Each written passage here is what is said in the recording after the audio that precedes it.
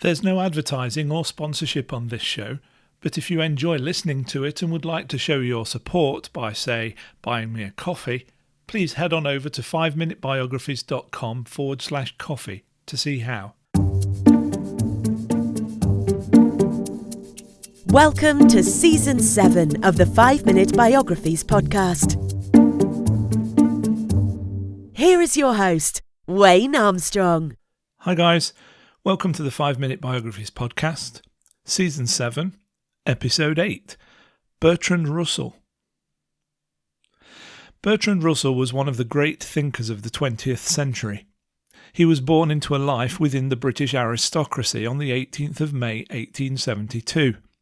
His father was John Russell, Viscount Amberley, who was a British politician and eldest son of John Russell, who had served 2 terms as British Prime Minister.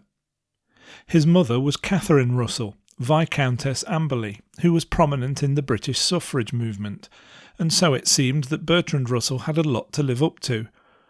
In fact, few men would know a heavier weight to bear from parental influence than Russell, whose father expected great things from him.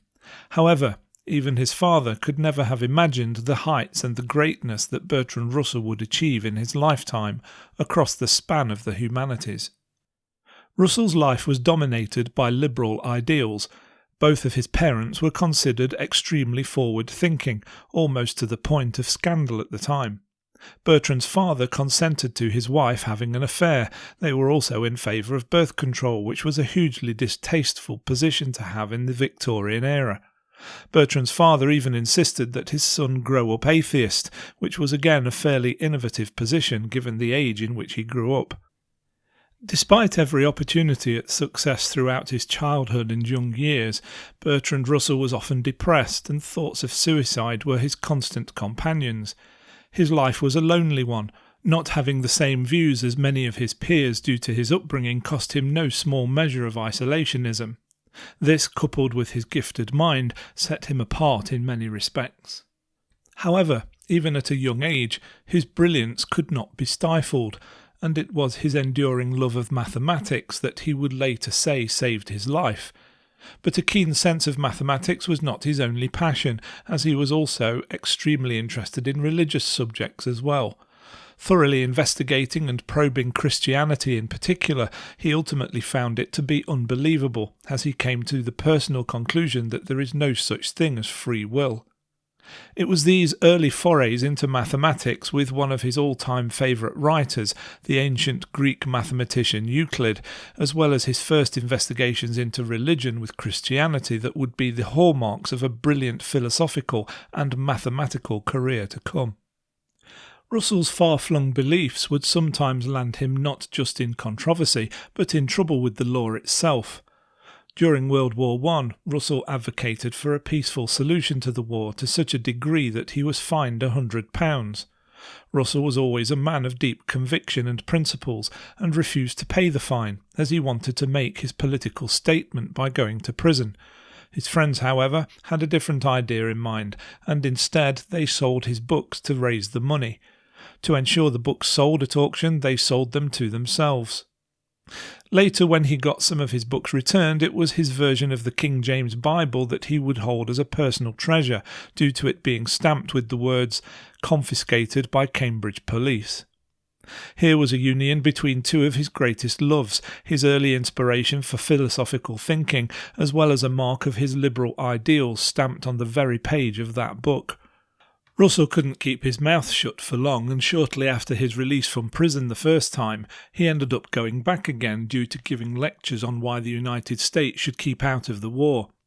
As an influential college professor, his words carried weight, and many in the UK government even viewed them as seditious. Over the course of his lifetime, Bertrand Russell's views would change. At one point in his career, he was a fierce antagonist to Adolf Hitler, and campaigned vehemently against him, but at another point advocated in favour of first-strike nuclear weapons, before other countries acquired them as a means to continue the monopoly. Following this brief period in his career, though, he became a staunch advocate for total nuclear disarmament. One cannot doubt that his study of the humanities led to a deep and abiding love of humanity itself.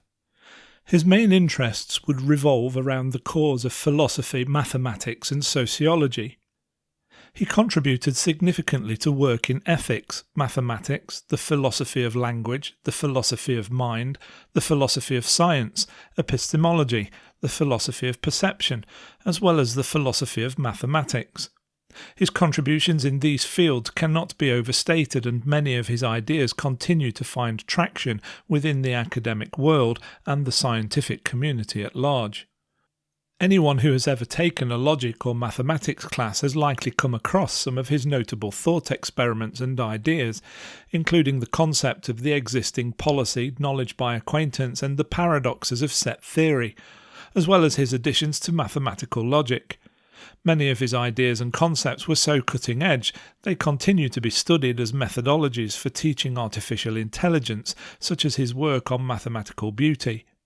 Russell's work did not go unnoticed, and he won a Nobel Prize in the field of literature in 1950, as well as a slew of other awards, honours and commendations throughout his life. On the 2nd of February 1970, Bertrand Russell died at the age of 97. His work not only shaped and revolutionised philosophy and mathematics of his own day, but continues to be a guiding light of genius for the scientific community going into the future, and that is a legacy he and his father would be proud of.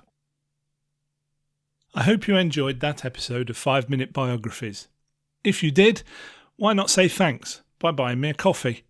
Head on over to 5minutebiographies.com/coffee to see how.